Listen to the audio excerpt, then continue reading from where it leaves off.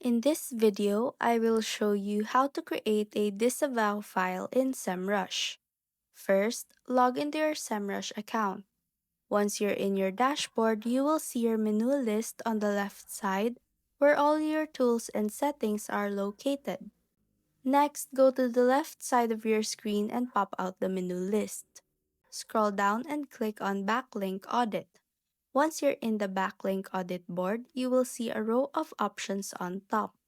Click on the Disavow button and then a list of backlinks will appear. You can now choose which ones you want to disavow by checking the boxes beside them. After selecting, go to the end part of the list. Click on the Move to Disavow button and a small drop-down menu will show up. Finally, click on Move to Disavow and your selected backlinks will automatically be added to your disavow file. And that's how to create a disavow file in Semrush.